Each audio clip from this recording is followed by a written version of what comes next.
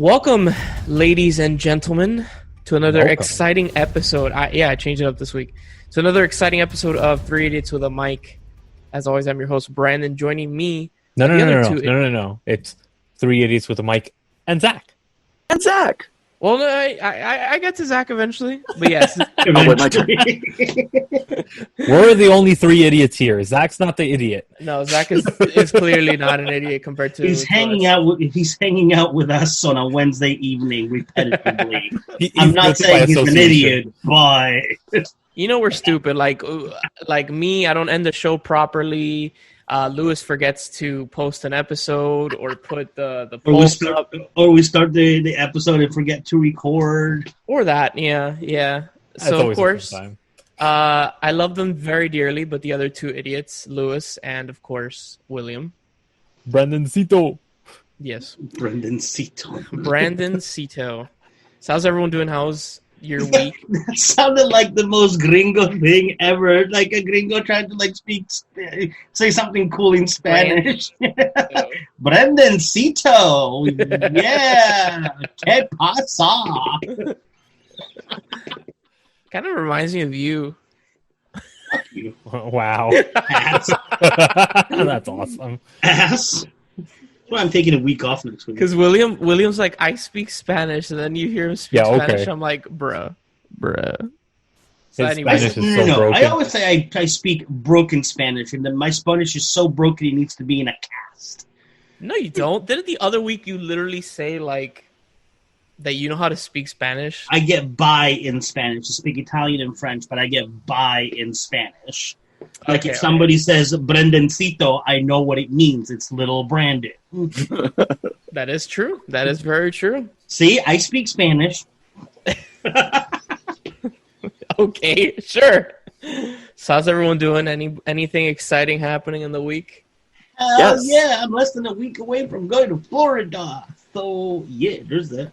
Welcome. I hope you see Florida, man. Zach, what was happening in your life? I'm directing an online musical. Yeah. Every week, I swear to God, this man is just doing something different. This is why I never go after Brandon. Because no matter what I do, Brandon's like, hold on, this is what I'm doing. Like, I could be sitting here and being like, I finally finished filming my first full-length movie. Wait, you kept saying Brandon. Do you mean Brandon, Zach? And Zach will casually drop, I got nominated for an Academy Award. I'm like, motherfucker.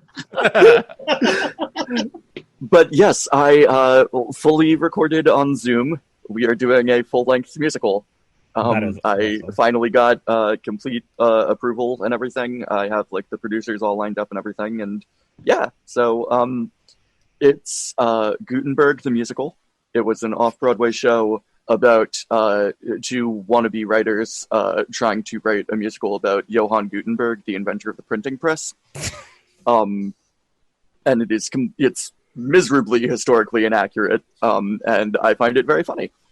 Okay. I wish I could be in your head, Zach. I feel like you just sit there and you're like, what am I going to do this week? How am I going to entertain myself? Right. Yeah, that's pretty much it. Go by faster. It's like, I made a podcast. Oh, I directed a play. Oh, I'm filming a movie. It's like, God damn, dude. Yeah, seriously. Well, if I stop working, then my brain will melt. You're one of those. Are you're one of those kind of people that you need to be doing something? If not, like, yeah, dude. Oh yeah. Okay, I'm gonna say this flat out. If my power goes out, I apologize. Well, you won't know. Shoot. Yeah. Though. Hope your laptop's got juice. So crazy. Last night I was talking with a bunch of friends online, and we were setting up our D&D like characters because a friend of mine was like, "Oh, we're gonna start playing D&D." I'm like, "Sure." So we're like setting it up, and we have a brownout, which basically means like your power flickers. Mm-hmm. Everything turned off in the house except my fucking computer. I was like, dude, my computer's a savage. And like, I didn't lose connection, nothing. I was like, yo, what is going on, dude? My computer is a total savage. How is that possible? Do you have like a power supply, independent power supply on it or something? I have a meaty ass power surge on it. Oh, okay. But it what was crazy was I didn't even lose connection in the call that I was in, meaning my router didn't turn off. It must have not turned off. Huh. Which is insane. Dude, everything turned off. The lights flickered. My girlfriend was watching the TV. It turned off. I was like, damn, dude. My computer That's just shitty Miami apartments. Yeah. You're right. But anyways, speaking of Miami, I went down to visit you in Miami Yes. and the family and stuff like that. Yes, you did. How was fun. that? What was your journey? It was great, man. A lot of good food, a lot of good people. Talked about guns a lot. Yes. A lot. Yes. Big surprise. It's so funny because Naomi has never she's never really handled a gun or touched a gun. And we went to our uncle's houses, which one of my uncles has literally a walk-in closet, like one of those big Florida walk-in closets that is wall-to-wall guns. The man has an RPG in his closet. Like, he has this one. He has the military. Florida. Yeah, right. He has the military issued Israeli automatic rifle. That thing is savage, dude. Savage. I just don't. He's always been like that though. Like since I can remember. Yeah, same. I love seeing his guns though. I love guns, man. That is.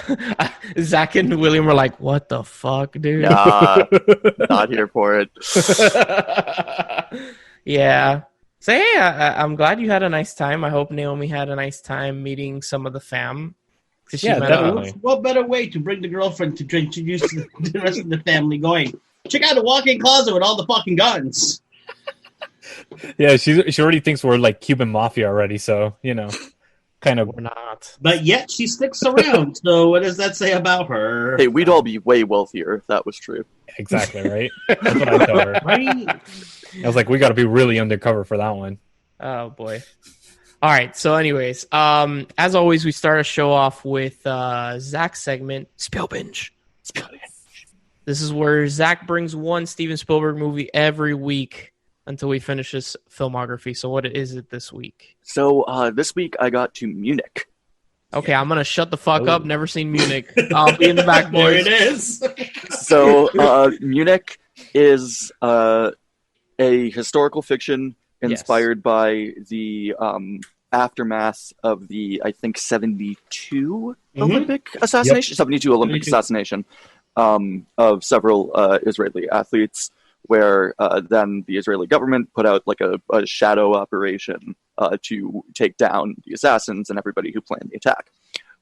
But it's to this day so like secretive and not officially confirmed. A lot of stuff we just know, like this person died this time, this happened here.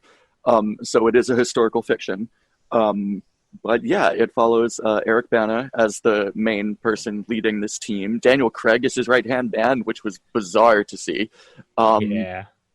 And yeah, it's about how like harrowing an experience it is. How like we watch Eric Bana just get broken. We watch just his spirits just obliterated by the acts of violence that he has to see and commit.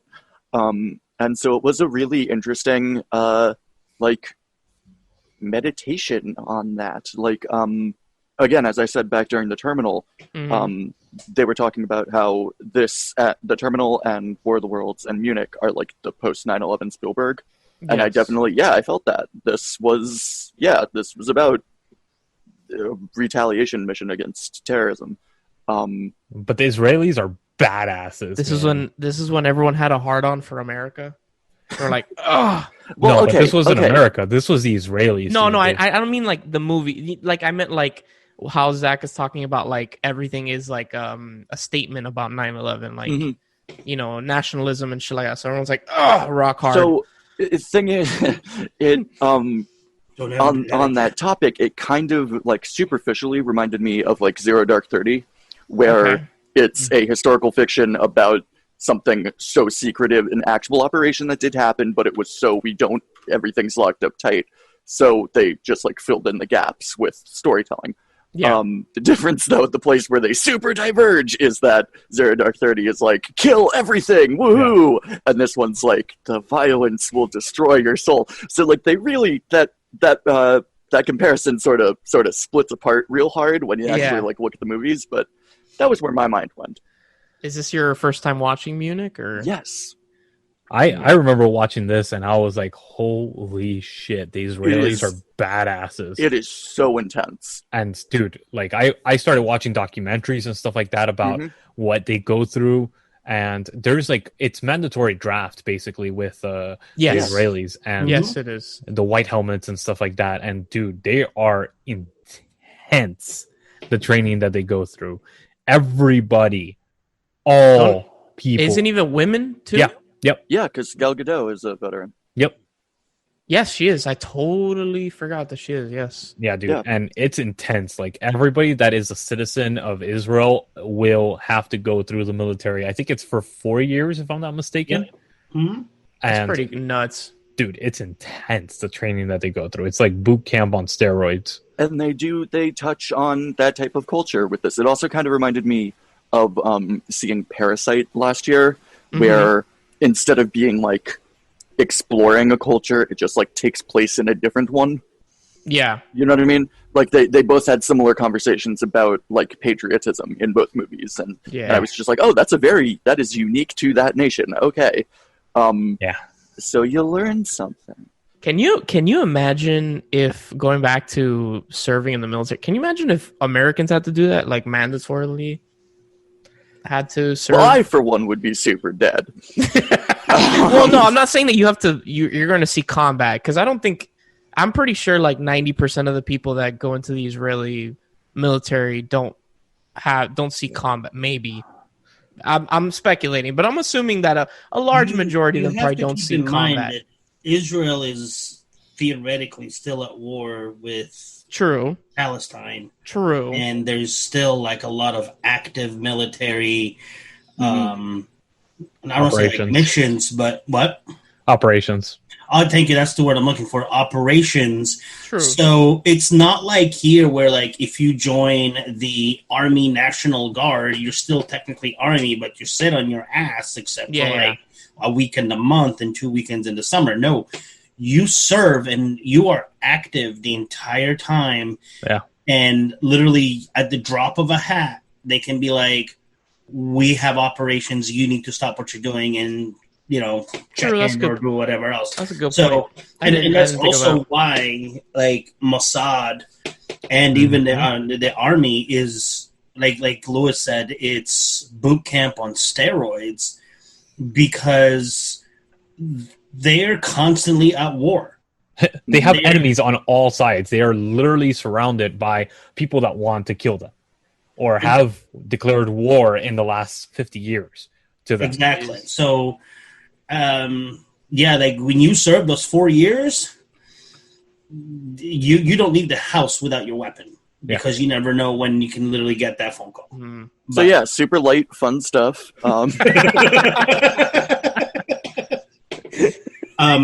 I love Munich. I know that it's like fiction, but it's really well done. Something about it that's just like I absolutely really like. It's a true story sprinkled with fiction, basically, or not sprinkled. Probably it fills in the gaps. Yeah. It fills in the gaps. Yeah, that doesn't bother me. I mean, if it's not a documentary, then I pretty much take all based on a true story movies with a grain of salt and expect that you're painting a portrait as opposed to like taking a photograph. Hey man, it's not the Blair Witch. It's like Blair Witch, The Fourth Kind, and Paranormal Activity. This is all based on a true story. It's like, all right, bro, eat my ass. That's such horseshit. No, but honestly, like I love the Israeli, like just their country is something to behold. It makes you wonder, like, holy shit, this tiny little country has fought off so many countries from invading them. And literally, it didn't even exist before World War II. And the funniest thing, like, I'm a huge history nut. So this is one of my... We know this. I love this stuff. And it's insane that Churchill was a huge anti-Semite. And after World War II, him and the what do you call it, the allies decided, okay, we got to figure out a place to put all the Jews that have Here's obviously land. misplaced. So what did he do? He put them in the middle of the country that literally kicked them out, because he goes, well, you know what? We'll put them there. If they survive, great. If not, oh well. And he literally displaced the Palestinians out of their houses. He took them out of the homes that they were raised in and put the Jewish population in those houses. Right. And that's what has caused this huge war that the Israelis had nothing to do with it. They had no decision. They were literally forced to move into this country and take over these houses by the British military. That was not their decision. There was a really interesting feature to the DVD. It was like a preamble from Spielberg talking about how, like, basically what you were saying, but officially I can't decide because I'm speaking for I think it was Universal produced it. Yeah.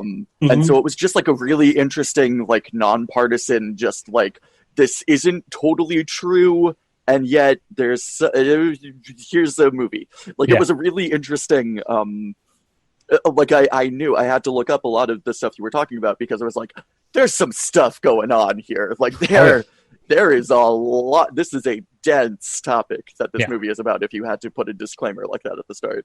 Oh, so is there anything that you didn't particularly like about Munich? It's 3 hours. That is a meaty movie. It doesn't feel like it, though.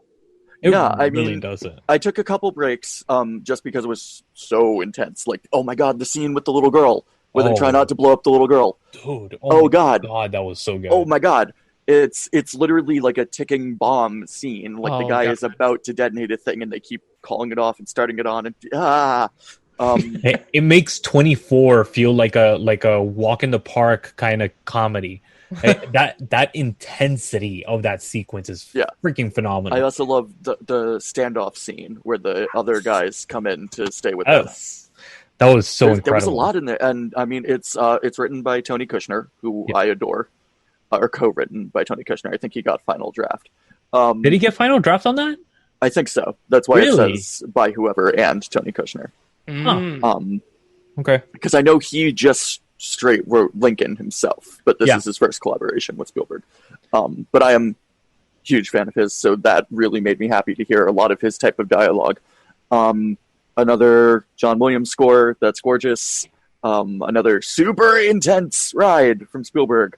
But yeah, no, I mean, it's undeniably really good. It's and an important thing to show about, like, PTSD and, like, the toll that this takes on a human soul. Like, it, as a, like, proponent of nonviolence, I was like, ooh, a nonviolent violent movie. Interesting. That's what Spielberg does, though, because even Saving Private Ryan is very much to that mark. Yeah. I mean, this is Saving Private Ryan in the 70s.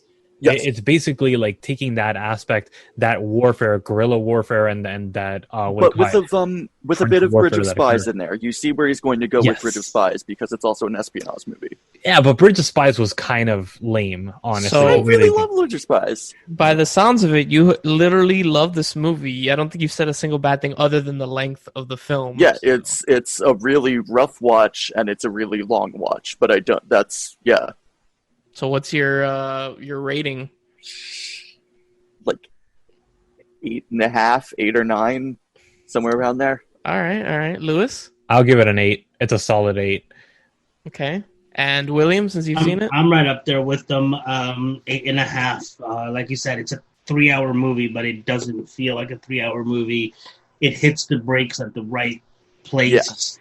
Yeah. It covers so many different aspects and angles of these secret operations. Like you were saying, like the girl, they could have easily hit the button and be like, we have him, she's going to be collateral damage, but it shows how much they were very much hardcore about, no women, no children.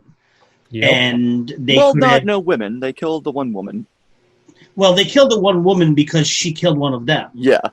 But no innocence. They want to go after their, Yeah, and even the way that they kill her, it's like, like those weapons, like it's like holy crap, where did that come from? Those like blow dart things, like a little blow dart that like you hit the back of it and like thoop thoop thoop, and like you see her slow. Like that scene was so well done that like I felt like even though I knew that she was bad, I felt bad for her when she walks by and she's already bleeding and she pets the cat. And like this is the last time I get to do this. Like she knows that she's dying. And she sits there, and even after the old guy comes in and like puts one in her head, what did they do before they leave? They cover her up. Yeah. Well, they want to. They don't. Huh? They don't. They try to, and then the one guy's like, "Leave it." Oh, yeah. Because really, even still, I thought they covered her. They start to. The older guy makes them leave, and then they have a monologue about, "I really regret that I did that." Yeah, but yeah, like it's extremely well done. And how good was that makeup effect on her? Because there's no clothes to mask it or anything. That was incredible. Yeah. Even the squibs, dude. Those squibs were freaking incredible. Like I've seen realistic videos of people getting shot and stuff like that, and that shit was on par. Like that was fucking incredible.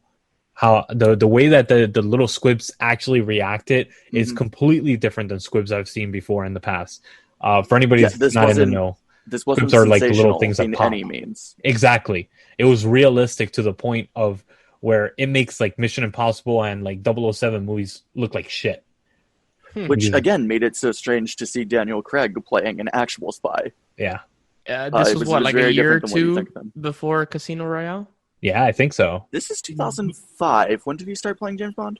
2006. So it's a year. I think it was 06. So this is probably why. This is pre-Bond, but he's... Yeah. This was almost like his... what do you call it? His tryout for Bond. His tryout for Bond. You know, it's like, if anybody's out there, they see this and they're thinking, they're like... You know, maybe my name will pop up for consideration out of this movie, but like he doesn't have his British accent too, which threw me off. I had to look up because I'm like, is that him? And of course it was. But yeah, like it hits the ground running. Like there is no leading up to the killing of the athletes and what. No, like right off the bat, boom, here we go. And I like it. I absolutely do. So yeah, definitely 8.5, if not a 9 out of 10. All right, so what is the next movie? So, okay. So the only, like, how do I even phrase this? Watching Munich, I did have a bit of, like, oh, wow, look at that. Steven Spielberg and John Williams and Tony Kushner can make an amazing movie. I wish that they'd do something real weird, some real left field curveball stuff. So up next, we've got Kingdom of the Crystal Skull, followed by Tintin. No. So I'm getting my wish. Oh, no. Wait, I'm not here next week. We are about to get real weird. Oh, but we're not doing Spielbinge next week, so you are going to be William. You will be joining us. Eat my butt. I'm going to be in quarantine. I have no Wi-Fi in quarantine. So I was right. So this is the last Spielbinge before Halloween. So I did watch Munich to celebrate Halloween. Yeah. Yes. Yeah, yes, good. Happy Halloween, everybody. Munich. Happy Halloween. Thank you, Zach. Thank you, Zach, as always. Next Spielbinge is which one? Kingdom of the Crystal Skull. Kingdom of the Crystal Skull. Thank you. You fucked me up, Lewis. You really fucked me up, man. And stay tuned at this quick break when we come at you with one of our new segments. I can't speak English now. Pop's Corners. Spielbinge. All right.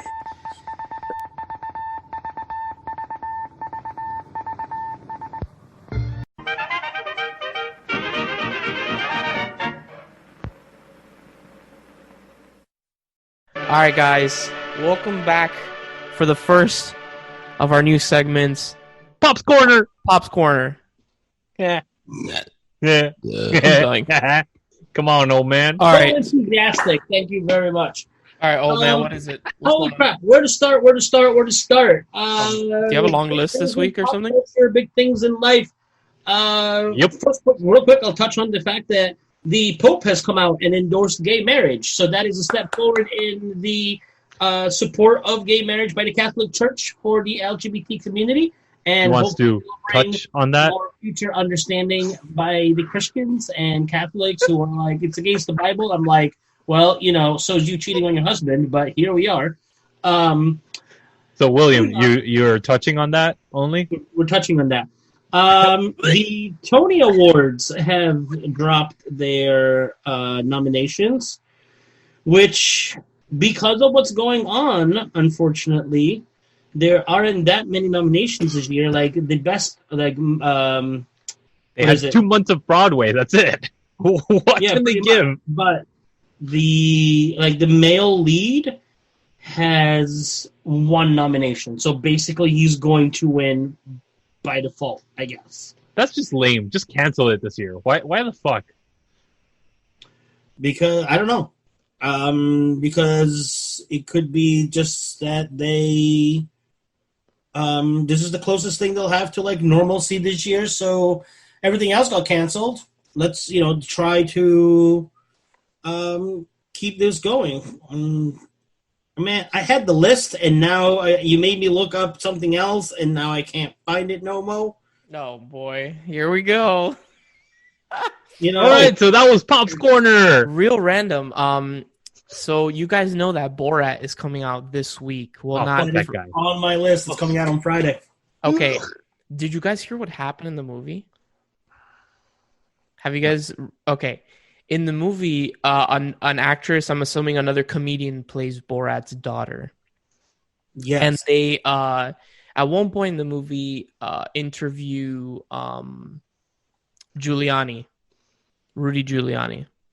And for whatever reason, she goes back to his hotel room with him, with Rudy Giuliani. And they had a camera in the room. And Rudy Giuliani, they had never spoken of anything sexual or anything, starts unbuckling his pants and touching himself. And Borat has to come in and be like, yo, she's 15. And Rudy's like, skirt, and leaves the fucking hotel room. And yeah, supposedly he called the police and everything. It's crazy. Can't wait to see it now.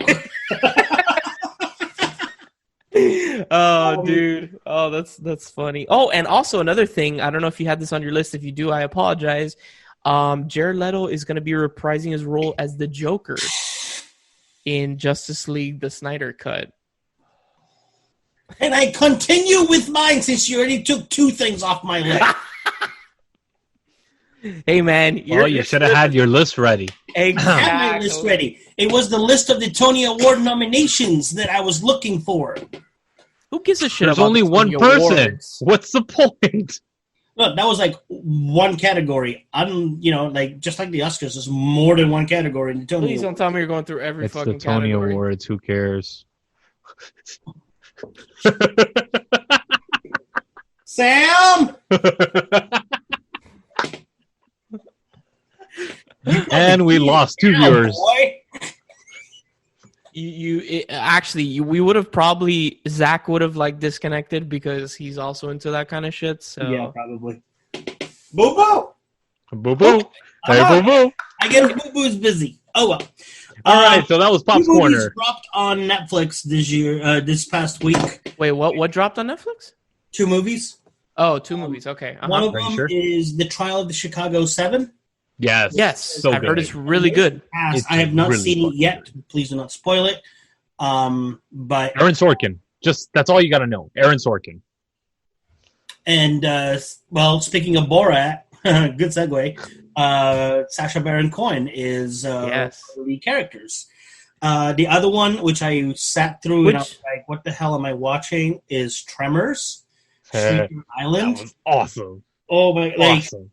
Definitely good callbacks. Definitely, one of the main characters is definitely somebody that's been through many of the Tremor movies. I'm not gonna say who. I'm gonna let you guys watch it and figure it out. The guy in all the Tremors movies, the dude with the cap. Dude, yeah. Did you guys watch A Cold Day in Hell? No. The one that came out 2 years ago? Dude, I haven't seen Tremors since the second one, dude, if I'm going to be quite honest with you. This is the second Tremors movie I've ever watched. What? The other one that I've watched... Oh my god, they are so fun. Oh my god. And Reba McEntire and the little girl from the original Jurassic Park movie. Oh my lord! Isn't that like the original movie? Yeah. Oh, okay. Yeah. That's the only two Tremors I've seen. Is the original one and the one that just came out. I've never seen any of the other ones. I may have seen like tidbits, but I've never. Oh my god, I love the Tremors. I mean, if you know that they're all streaming somewhere, like I said before, I'd rather know that they're streaming all in one place, and I'll start watching them one by one. But otherwise, I'm not I hate bouncing around. A Cold Day in Hell is streaming on Amazon. I know that for a fact. Okay, but where in the series does that fall? That's like the one before. The 6th movie, 7th movie. So I know which one I'm going to end with, but now I need to watch. They're not in sequential order. They're kind of standalone movies. Yeah. Yeah, I could see that. They're standalone movies, honestly. The only thing that they kind of hint at is kind of like terminology of like the creatures and shit like that. That's the only thing that changes. But oh my god, it's fucking fun. I love those movies so much. Including Shrieker Island. That was fucking fun. I mean, it's definitely campy. It's definitely, it's not like your scary movie, but it's enjoyable, especially if you're a Tremors fan. I think that you will enjoy it. They even have a Tremors convention every year. And it's awesome. I've been dying to go. In Arizona, they have it every year. And I've been dying to go because that just seems like so much fun. Does it give you tremors? Continue, bro, before you fucking kill me with these jokes. Also, congratulations to the LA Lakers for winning yet another NBA championship. And fuck the Lakers. Yeah, that's what I'm saying. We got robbed. Although they're already down. Robbed. Nothing? What? Robbed. I don't know. We got robbed. They didn't bring it as good as they could have. But yeah, I know it's already one game in and Tampa's down by a game, but good luck to the Tampa Bay Rays and the LA Dodgers for in the World Series. Tampa's having a good fucking season when it comes to sports. They just won the Stanley Cup. They're in the World Series finals. The Tampa Bay Bucks are doing good with Brady and everybody else, but let's see. I was going to talk about Leto being the Joker in the Snyder Cut, but apparently we already covered that part. Okay, but we didn't go into it. Like, are you? I really don't give a shit. I don't understand why they're bringing him back. Whatever. I don't. I guess the only thing I can think of is it's redemption for him being cut out of mostly a thing, but I don't know how they're going to fit him in there because there really was no room for the Joker in that. Do we really, just because it's DC, do we need to bring the Joker into it? No. The answer is no, we don't. Leto has been the only Joker that I could actually say sucks balls. I wouldn't say he sucks balls. Balls. Wait. I think his acting is fine. I just think his rendition, the version of the Joker that he decided to go with, is just ass. Balls in mouth. Yeah. What the fuck, dude? Shut the fuck up. Next. Right. Next. The Power Rangers are getting a movie reboot and a live-action TV show, Connected Universe. Yes, so I heard about that. They're doing a whole Power Rangers. I actually like the Power Rangers movie. The one that came out a few years ago. I did too. It was way too much talking and sitting around, and then we got the Power Rangers the last 20 minutes of the movie. It's an origin story.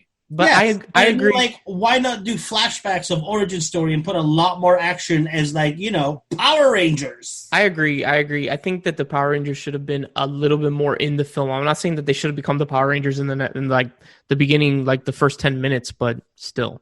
Yeah, they're trying to give plot to a show that didn't really have a plot. Power Ranger action in episode 1, season 1 of the original Mighty Morphin Power Rangers than there was in this entire fucking movie. God, I love that show. They're show. trying to give plot and depth to a show that really had no plot or depth. It didn't need plot of depth. You don't watch the Power Rangers for plot or depth. You watch the Power Rangers for them to kick ass and win the world back over. That's what they were trying to do. They were trying to build a world. That's like saying you watch Stanley Kubrick movies for the action. No, you don't. Oh, come on. Barry Lyndon has a glorious action sequence. Shut the fuck up. Wait, what does? Next. Barry Lyndon.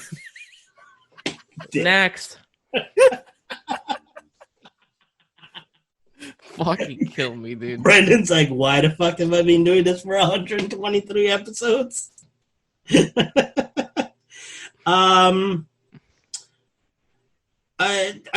you know, that's pretty much it because there really wasn't that much more that was going on. I wish I had time to watch the trial of the Chicago 7 because I feel like you're gonna love that. You're gonna really love it. I definitely will. Like you said, the second Borat movie is dropping on Friday. What I'm really curious about Borat is we live in a very different climate than we did in 2005, 6 when the first one came out. Yeah. So is it gonna be just as like abrasive and in your face? Probably, because there's a lot of people that, especially like in the South, where it looks like he's going to be heading down. Yeah. A lot of people don't watch that kind of stuff, so they have no idea who the fuck he is. Dude, I'm sorry. You have to be living under a goddamn rock to not know who Borat is. And I'm not saying like you need to have seen the movie, like just to know Borat as a character. Did you watch the trailer? I have not, no. Oh my god. I fucking hate Borat as a character. I will say this, like, he annoys me, and like he's not like my favorite character or anything, but I do like how he was able to bring out the real people instead of like, you know, because like when you're on camera, you're not real. When you think that something is fake, you're like, oh, I'm just gonna pretend and act. Mm-hmm. But like what he did just like literally brought forward like the ugliness of some people because like they don't realize that they're on camera or that he's foreign or everything. And now with the whole Trump thing, I can't wait to see what the hell is going to go on with this. Yeah, that's going to be interesting. I will give the fact that at the beginning, Sacha Baron Cohen, he was doing Borat, he did Bruno, he did Ali G, like all these like characters, and he was always seen as like almost the parody clown and everything. Mm-hmm. But then he hits us with like some movies that you're like, wait, this is the same guy that did Borat? Like I hate those fucking he's like what do you call it? What's that guy that is like a fucking pujo? Will Ferrell? Yeah, Will Ferrell. He has that kind of comedy where it's kind of like blah. Every time he comes on screen, I just want to punch him in the face, you know? Like the Borat and the Ali G and all that stuff, those characters. But when you get him into serious roles like the Chicago 9, you're like, holy Chicago 7. Chicago 7, sorry. Chicago 9 sequel. You could see that he could actually fucking act, which is glorious. And it's like, God damn it, why are you doing these stupid, shitty roles? Because he's a fucking comedian. Because, like, so with Ali G, he's pretty much just representing every white guy that wants to act black, especially back in the 90s and, like, early 2000s. Because the Ali G show was 2000, 2004.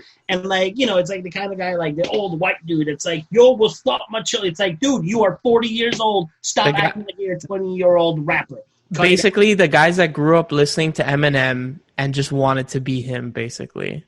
But then, you know, like, okay, I liked him in Madagascar, but that was just pretty much like a voiceover. But also Talladega Nights, he was supposed to, you know, be flamboyant French gay guy. Mm-hmm. But The Trial of Chicago 7, Sweeney Todd, Hugo, Alice Through the Looking Glass, Les Mis, like, he's done some, like, serious stuff to, like, you know, I was like, wait, this is really the same guy that was, like, running around in, like, a one-piece neon green suit that was going up his ass and only covering his balls? Like, holy shit. Like, okay, maybe we should take him a little bit more seriously. Like, The Spy was great. I don't know if you guys saw it or not. No. That was all right. But he does serious roles really well. And it's like, for fuck's sake, stop trying to be like a Andy Dick, you know? It's like, come on. And he was also one that started, I gotta look it up, but he helped with a foundation that helped people that were like being trafficked or like, going against pedophiles and literally like saving our children. He was joining with what's his face from Butterfly effect. Ashton Kutcher. Ashton Kutcher. He was part of that foundation. I love how you automatically put Ashton Kutcher with butterfly effect instead of fucking that 70s show or something else. I think Butterfly Effect was his first serious movie, which really makes him like stand out more than what he was in that 70s. It's just funny to me. I'm like, what? It's like Ashton Kutcher is another one of those that I can't stand him as an actor. You muted yourself. I can't stand him as an actor, but what he stands for and what he does is fucking phenomenal. When you mute yourself. Actually, real quick, speaking of sequels, because we just got announced today, they have finally announced that Fast and Furious is coming to an end. Yes, it is. And they are splitting Fast and Furious 10 between two movies because they really got to milk it as much as they can. So, I think they're going to space. No, 9 is going to space. Or the next one. Next time is what? 8? What's 9? No, 9. Yeah. 9. Okay, so 9 is going to space. And I don't know, 10 and 11 are probably going to fucking Mars. I don't know what the fuck. Dude, if they go to space, they have to run into space Nazis because it's 9. Come on. They have to do that. It's what? And he thinks my jokes are stupid. Come on. Iron Sky. Have you guys never seen Iron Sky? No. Yes, but this is not Iron Sky. This is Fast and Furious. But imagine if they mix like Iron Sky and they're not, dude. Hitler Jr. with their cars in space. Yes. I live my life a quarter mile at a time, and it's just him in space. Like, what the fuck, bro? A quarter mile is. I just drifted quarter mile. Yeah, exactly. Fuck off, dude. All right, it's gonna be like the guy that they what was the fucking not the Corvette, the convertible that they launched into space. What's his name? Jeff Bezos or whatever. Bezos. From Bezos? Amazon. Yeah, Bezos. Bezos. Yeah, Bezos. That he launched that car into space. That's what they're gonna do. They're gonna launch. He is actually Cuban, so it might be Bezos. Bezos.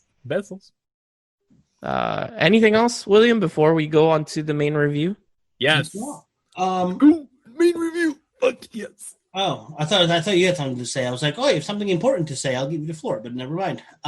Yes. And the Pop's Corner. Vote, because this is the last time I can say this. Vote. The election, because next week we're doing the Halloween. Because I haven't gotten it shoved down my throat by every other fucking person and their mother. Vote. Vote blue. But no, go out, do your civil duty, vote. Hopefully you'll vote right. No, sorry. Hopefully you'll vote left and vote correctly. That's the word I'm looking for. No, let people vote for whoever the goddamn they want to, baby. It's a free country. Yeah. Yep. Yeah. Let it be who it is, man. Let it be who they want it to be, bro. But whatever. All right, moving on. Stay tuned after this quick break when we come at you live with the main segment of our show, the main review, Starship Troopers. Motherfucking Troopers.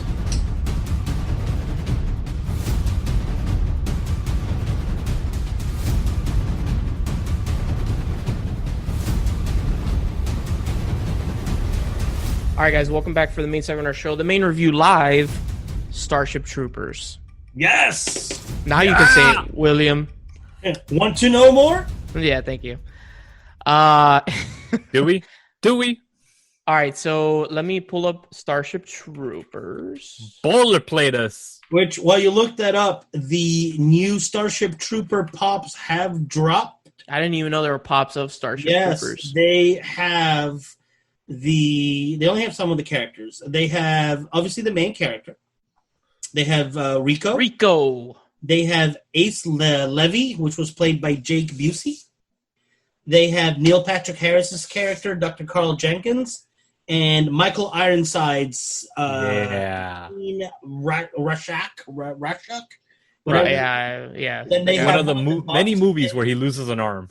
Yep, and I was actually in FYE today, and they have the tank bug that comes out of the ground, and then they have to like throw the nuke in her, and it's like orange goo all over the place. Nice. So yeah, they have those out, which I'm surprised that they have neither Denise Nordina's character, obviously, you know. Yeah. But So anyways, Branden, boilerplate us.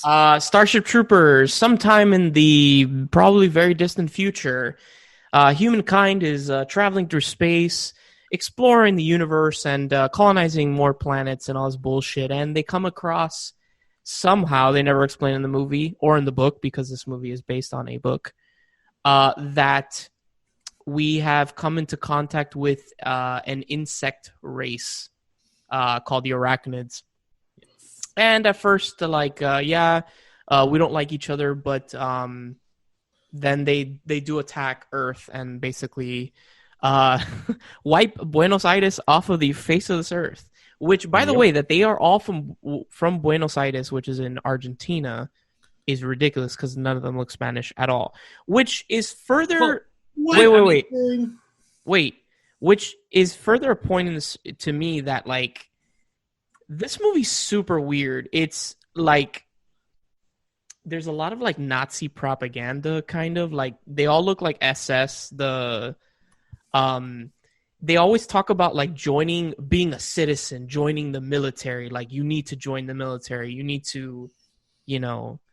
They say that it's your civic duty, and it's your civic duty. So perks. My point is, maybe there is no more Hispanics, or there are very little, because of they've gotten rid of the races, like, you know, by crossbreeding, genetics and whatnot. Or what is it called? Damn it, I can't remember the name.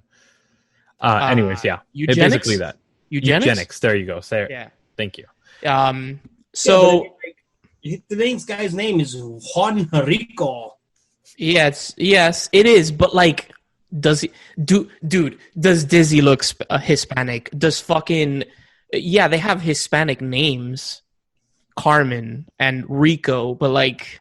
And they're not... fucking Patrick Harris with Dr. Carl Jenkins. Yeah, Carl Jenkins.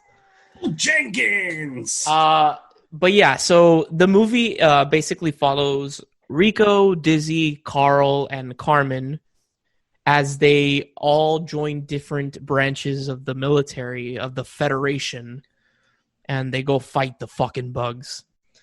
Dude, and yeah.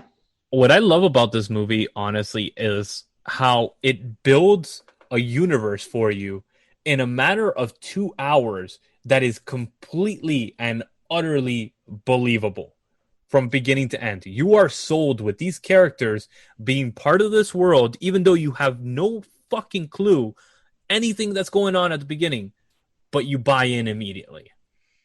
Yeah. I remember watching this as a kid and fucking loved it. Yeah, this movie is it's just such a weird movie. Like, the entire movie feels like propaganda. Yeah. Which is awesome. Like, dude, my favorite is like after the Arachnids attack Earth, there's a propaganda of these kids just stomping on cockroaches, and the mom in the back is like, it's just super fucking weird and stupid as fuck. I don't know.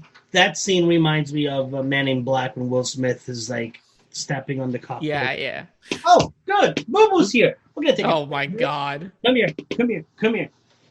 You're gonna have a bone to pick with Mr. Lewis over here. So while we were recording my segment, Pop's Corner, I was talking about the Toady Awards coming up, nominations, right? To which Mr. Lewis over here, and I quote, said, "Who gives a shit about the Toadies?" Oh, she's not even gonna respond. She's just walking away. Ooh, that is not good. That is not good. If I ever end up with girlfriend choice for movie, oh, Lewis, that's when you know you're gonna regret it. She's playing the long game. That's cool. Anyway. I see Naomi getting a text message and being like, what the fuck? I totally imagine Naomi coming up behind you and just smacking you in the back of the head and going, "That's from Samara." It got airmail to Florida. So back to Starship Troopers. Back to Starship Troopers. You were gonna say something, William? Oh yeah, that it reminded you of the scene from Men in Black. Oh yeah, when they're stomping on the thing, it reminds me of like the final battle in Men in Black, the first one with Will Smith, where he's just like stepping on the cockroach. He's like, "Ooh, was that your uncle? Ooh, Yeah. oh, was that your sister?" It's like, okay, that's actually kind of funny. By the way, I read up there's a scene in this there's parts in the movie where they show like the head of the military, and he's like talking to a group of people that are sitting down, and they actually they did visual. I know there's extended sequences that they cut out of this film.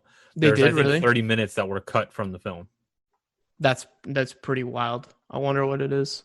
I think most of the intercut sequences and stuff like that were taking place for other things where they kind of broke the film apart. Also, like the meme has been going around. Do your part in the beginning when the girl like looks over at the camera. Do your part. Yeah. It's I fucking love that interruption, the radio broadcast interruptions that they do. It's fucking awesome, man. Well, what does he say, William, again? Want to know more? Want to know more? Yeah, want to know more. It's just, I love that. the movie is straight up a giant propaganda of this. Straight up, like, I'm assuming the world is under one government. Yeah, the United Citizen Federation. It's fascist. It's weird. I mean, like, it kind of like low key pokes fun at all these join the military commercials that we get on the daily basis that shows how grand it is to be part of this military thing. And then as you follow, you see how much it sucks. And you're like, fuck. So like I get it, and I think it's funny. Also, did you guys like the vagina monster, the vagina hive mind thing? Dude, I think it's awesome. When I was watching, I was like, yo, like this is unabashedly a vagina. This is straight up a vagina staring me in the face with a giant like pincer coming out of it. Like, I was like, damn, people like, and we still don't know what to do with it. No, and then Floyd all over again, man. And then you see fucking what's this guy's name? Fucking what's his name? Rico. Neil Patrick Harris just shoving that thing in the goddamn vagina. Dude, that is a giant fucking needle, man. I was like, holy shit. Can you imagine getting pinched by that thing? Oh, man. It's just, also, like, I love this movie. The action sequences are really cool. The CGI is okay. It has its moments where it looks a little... It looks dated, but for 1997, this is pretty fucking good, man. Yeah. And the movie has spawned a trilogy and not a live action, and a animated series as well. And animated movies as well. My one thing is that animated movies suck. The one thing that I about this movie that like it's just like a nitpick is like everyone looks so fucking stupid shooting their guns. Everybody, dude. Everybody looks so useless. Goddamn stupid. They're like, it's just like, dude, like, can you not make it more believable that you're shooting a fucking rifle? Like, dude, one of my favorite sequences is when they blast that guy in the training area. I was like, oh shit. When he gets shot in the face? Yeah. I remember watching that initially in the theater, and I was like, oh shit. By the way, how is that girl's fault? Like, they shot him. Yeah, but Rico was like, yo, take your helmet off. Like, I mean, but also, how stupid are you to keep shooting? You're supposed to take your finger off the trigger when you fall. That's part of training on that. I guess. I just love how, like, you get, like, these characters, like, you grow attached to certain characters, and then you just see them get murked. Yeah. Like, absolutely fucking wrecked. Like, the fourth kid that gets the tattoo with them, and he just gets fucking obliterated. Oh my god, yeah. On Clendathu. Like, he just gets stabbed, and then I think they rip him in half and shit. Just they rip him into tiny little... I'm just like, holy shit, dude. And then... Dude. Favorite scene is Jake Busey playing his lime green violin. The electric violin. The electric violin. Honestly, it's a fun movie. It's really dumb. It's straight up a propaganda film. You could maybe say like maybe this film is like in itself, like in their world, a propaganda film, just to be like, yo, I want to be a citizen or whatever. It really does. Join the goddamn military. it really pumps you up, man. This is like one of those songs that you play right when you're about to like run or something like that, or go into the gym, and you're like, yeah, let's kind of pump ourselves up. This is that kind of movie. Like, if you're going to war, you want to watch this fucking movie and be like, yeah. Have you guys read the book? No, never read it.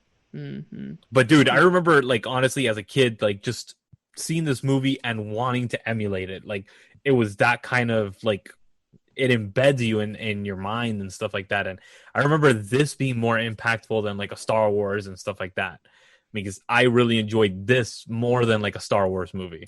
It's probably because it was violent and cool and like metal and shit, and you're a kid, you're like, yeah, like, fuck yeah. I just love how it's no bullshit. It's literally no holds bar, and it's real sci-fi. I could imagine that being a sci-fi that we're gonna progress into. I could see that actually happening.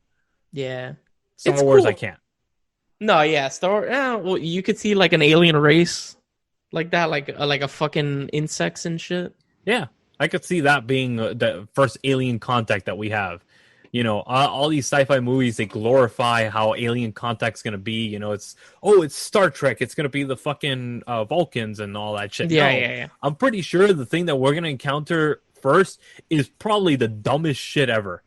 Oh yeah, I wouldn't doubt it. My other thing about this world is like, why do they attack Buenos Aires? Oh, I'm sure they just shot in the fucking dark. Dude. You think so? Oh yeah. You think so?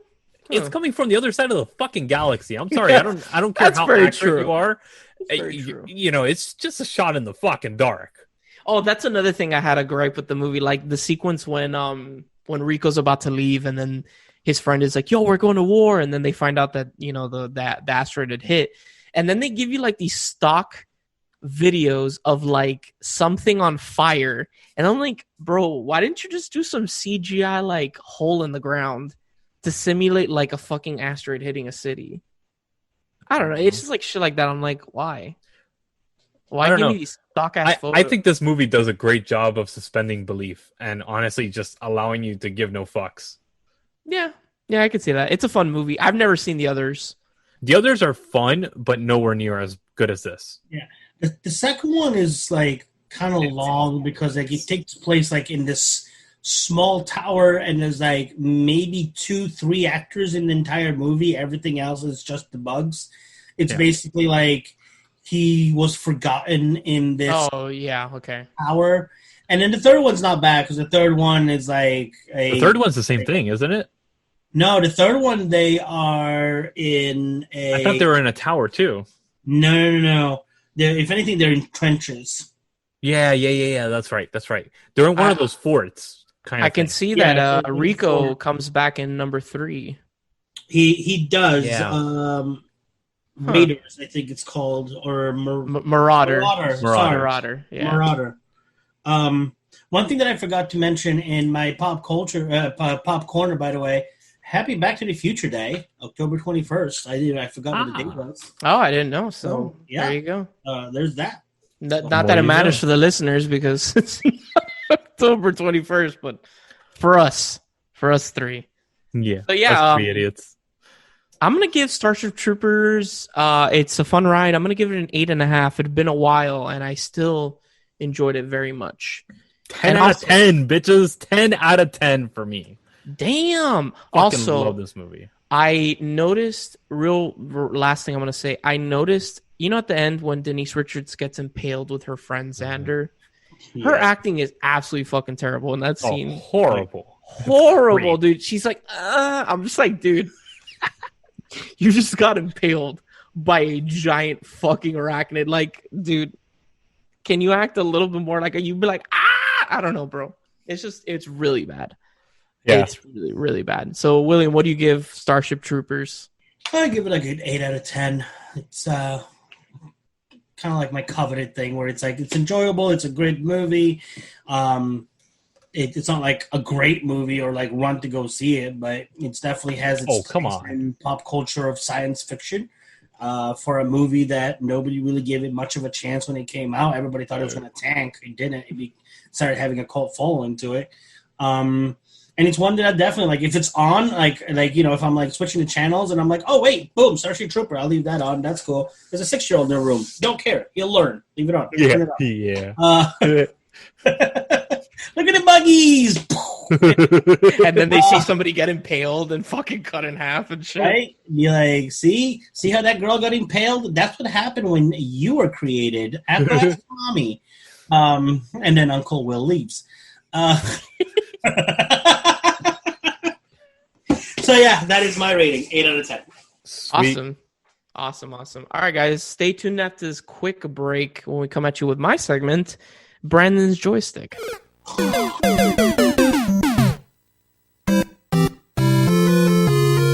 right, guys, welcome back for my segment, Pop's Corner. So I know last week... Brandon's Joystick? Wow. Brandon's Joystick. I know you're old, but you ain't that old, brother. I'm like, do I have a second? Do I get another shot? No, it's mine. It's mine. Nope. Brandon's Joystick. So, as I was saying, I know that last week I told you guys that I was going to play Pillars of Eternity, that game that is a D&D game. Well, I haven't yet. I'm going to. But this week, I'm going to be talking about Prey. Have either of you played Prey or heard of it? Prey? Prey. Prey. No. Okay. I started playing Sword, but... So Prey came out in 2017 for Xbox One, PS4, and PC. And I've heard of it. It's very much like BioShock in the sense that like you kind of like upgrade your weapons and you gain like little like audio diaries about different people. Basically, the game takes place on a space station called Talos 1. And you play as a man or a woman. You pick at the beginning. I don't know if they have the same name. So I'm assuming they do because the character's name is Alex, and you can, a girl can have that name. So Alex, and not Alex. Is it Alex? Shit. Now I'm doubting myself. Wait. Prey. Move on. So you are on Talos 1, or actually you don't know that in the beginning of the game. And this is not spoilers because you'll find this on like the first like five minutes. So you think that you're in San Francisco and you're like going from place to place and you're doing like these tests, and then you find out that you're literally in a simulation living on a space station called Talos 1, and something is horribly wrong. Everybody on the space station is either dead, taken over, or trying to survive. And sorry, it is not Alex. Alex is his brother, Morgan. Morgan is the main character, Morgan. So you find out that either they're alive, dead, or taken over by this alien race called the Typhon. And there are like different versions of the Typhon. There's like small ones called mimics, which is the really interesting part of the game, is that they can take the shape of anything, a chair, a box. Is this like a first-person shooter, or is it like a... It's an FPS. What's that? First-person shooter. Okay. Yeah. And there you go. Like, now you know you say yes, not... It's Sorry. totally exactly the same thing. That just Sorry, acronym. yes. Fucking Yes. acronyms. FPS. So now, for you and for any listener that doesn't know, FPS, first-person shooter. So yeah, it's an FPS. And so the mimics take shapes of everything. So you can like be walking around and you see like a shape, and if you touch it, they turn back into an alien and they'll like attack you and shit. But then there are like different, like stronger types of aliens, and it's actually really cool. The game is difficult. I started it on hard, and I also put this like setting on that your weapons jam after a while, and if your suit takes damage, it starts leaking air. And it got so hard that I was like, I'm gonna restart this game and actually play on medium without that on, so I can have like a decent time. Or you want to admit that you just put God mode on and you just went through the damn thing. Come on, let's be honest. No, I actually like challenging myself in games. Like, for instance, I played BioShock on hard, I played Infinite on hard, and the DLCs on hard, and I was like, oh, I'm going to do the same thing with Prey, and then I just wasn't having a good time. So what I also really like about the game is that, let's say there's a door, and you need a passcode to get in. Like, a nice, good chunk of the time, like 70% of the time, you can find a different way into that room instead of finding the code. You just need to find the alternate path. The game literally is like to give you an example, you have this gun that like makes like foam that you can use it to like, you can use it on the aliens to like trap them in place and then like smack them or shoot them with your gun. Or you can make like a bridge with the foam or like a platform on the foam. So you're a little bit higher, so maybe you can like jump up and like climb on something. So it's really cool. I like that aspect. It's like Tomb Raider aspect. Yeah, sort of. I'm having a good time. I'm very close to beating it. The game has a new game plus mode, which like, so you can play the game again with like all your guns upgraded and you can have all your abilities and shit like that. So I'm gonna do that because there are definitely areas of the game that I did not go to because the game has like a mission kind of like thing. So you have like your main quest that progresses the story, and then you have like side quests. Like you'll find somebody like a survivor and they'll be like, "Oh, do this for me." But 90% of the time I just don't do it. So maybe I'll play again. You're like, "Fuck you, no, I'm not doing it." Yeah. My favorite was, come on, those side quests are the best. Oh yeah, they can be. My one thing, this was super funny before I end Brandon's joystick. I'm out in space and I come across this container. I didn't know it was a container. And then I get like a transmission from a person in that container, and he's like, "Hey, can you save me?" And I'm like, "No." Sure, he's right there. I'll save him. Mind you, I didn't save him the correct way. I didn't save him at all. Let's just say that. Basically, I was supposed to go to this like control panel, and I was supposed to put in the number of his container, and it was supposed to grab his container and put it into an airlock so that the guy doesn't die because he's in space, right? Well, I went up to the container and I hacked it and I opened it up, and then all you hear is the guy like, no, and then like just him just floating in space, and I'm like, well, wow. I'm like, shit, I just murdered this guy so hard. So yeah, that's Prey. I thought you would have given him a love tap into the sun or something like that. No, like you just hear like him like no, and then just like the air leaving the capsule, and then him just floating, and I'm like, shit, I was not supposed to do that. So yeah, that's Prey. I'm having a blast with it. It's a really fun game. I give it like a nice 8.5, 9. It's really, really good, and I'm excited to play it again. So hopefully next week, if I'm not lazy, and I will have played Pillars of Eternity. Hopefully. And hopefully, if not, for sure another game. Yeah, so that's Brandon's joystick. Stay tuned after this break. We come at you with the final segment of our show, Bald Box.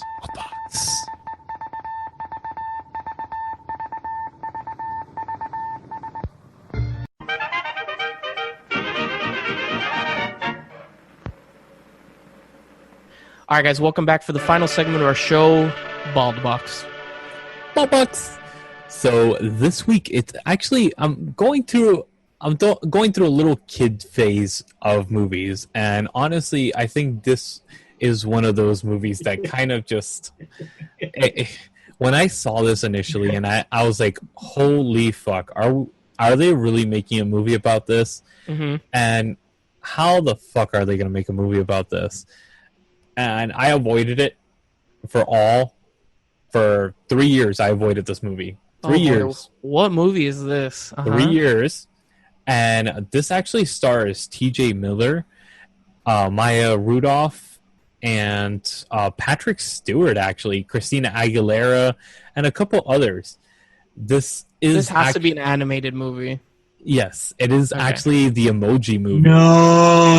Oh. So, honestly... Oh my God. Why? By the way, when he's saying that he's going through a kid phase, his fiance is making him watch kid movies so they can watch him with the kids. I actually, you know what? I was kind of like, let me go out of my wheelhouse. It's the same thing that I did with the documentaries and everything when we first started the show. And I'm like, let me go out of my wheelhouse and watch movies that I would not normally watch. And this was one of them, honestly. And I'm like, okay, you know, I want to use Redbox right now and try to capture these movies because there's not much that's out there on Redbox, honestly. Not that's good, at least.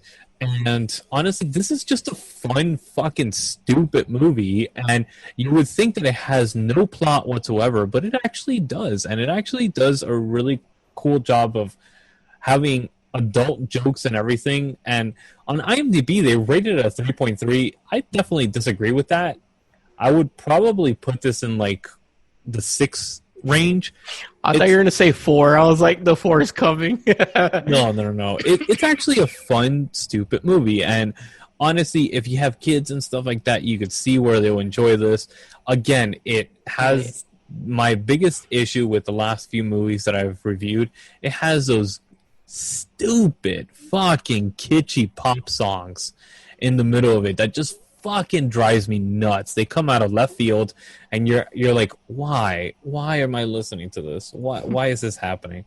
What I hate my soul for those like 2 minutes that they're playing those pop songs, but then they have something really cool and really fun.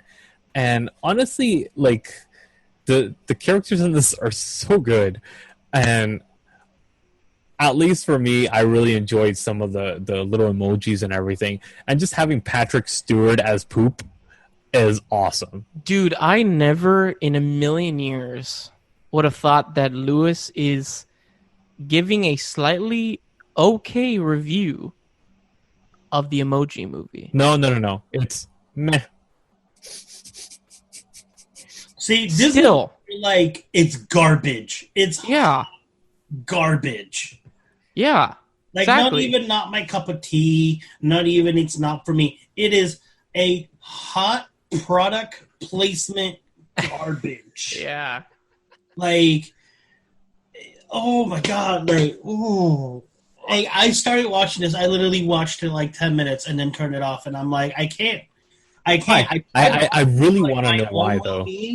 And like, maybe it's, you know, one of those movies that people shit on, but it has some redeeming qualities. It does not. It does not. It does not. I ask you to revert back to Cinema Sins and everything wrong with the Emoji Movie, and have a seat and have a laugh because it's so true. And the aspect. I can't even give it a 4. I give it a 1. 1.5. 1.5. Woo! Okay. Honestly, it's like at 0.5. I would put it as a discount Wreck-It Ralph. A discount Wreck-It Ralph. It is a discount of a discounted B movie parody of Wreck-It Ralph. I mean, I will give you that Wreck-It Ralph does a better job of it, but honestly, this movie, it's just fun, and it's stupid fun to enjoy with the kids, but it's something that will not make your soul hurt while you're watching it, and the kids will enjoy it. Walmart won't even put it in its $5 bin. You know that's bad, bro. Goodwill will not accept it and ask you to please keep it. Meh. All right, so that was Lewis's meh review of the Emoji Movie. I actually appreciate it. I think that it does have its qualities, and it's definitely worth a rental, honestly, especially if you have kids. Lewis is we are living in a weird time. Becoming a dad. We're living in a very, very weird time. All right, so Lewis, spin the wheel of genres. Fortune. For the listeners, 2 weeks from now, because next week we have the Hollywood, the Halloween special. Cool. 2 weeks from now. We did psych thrillers already. We did. Spin again. Yo, that wheel sucks. Spin. Flicks. Chick flick. All right. So that's Brandon's or my pick? Branden. Mine. Yeah. So Brandon's going to be choosing chick flicks for us. Cool. All right. Hi, And I Naomi. promise- All the way in the background.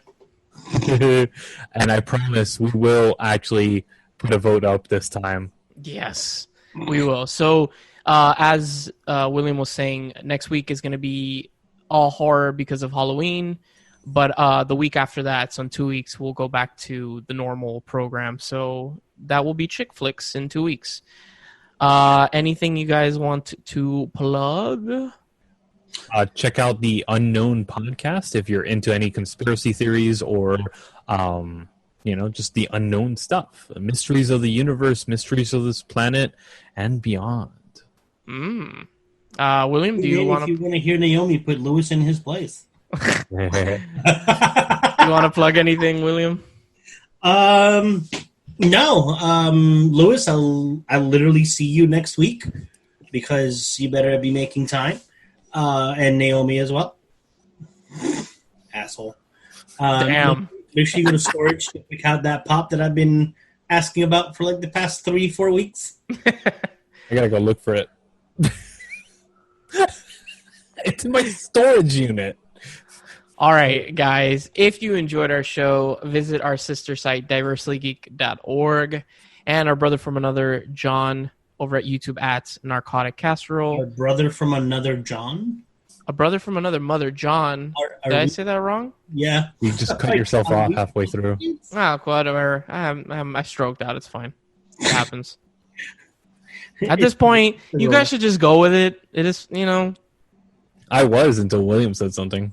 I just thought it was funny. Like, our brother from another John. It's like... Calling out a person's disabilities, Damn. All right. Wait, all right. You called me fat boy all episode, and now I'm calling people with their disabilities. That's Thank right. you, Yeah. William. Thank you, Brandon. Thank you, Lewis. Thank you, Brandon Cito. I am Brandon Cito. Brandon Cito. And we will catch you guys on the next episode. 3 Idiots with the mic. Cue the drums. Cue Ollie. motherfucking drums.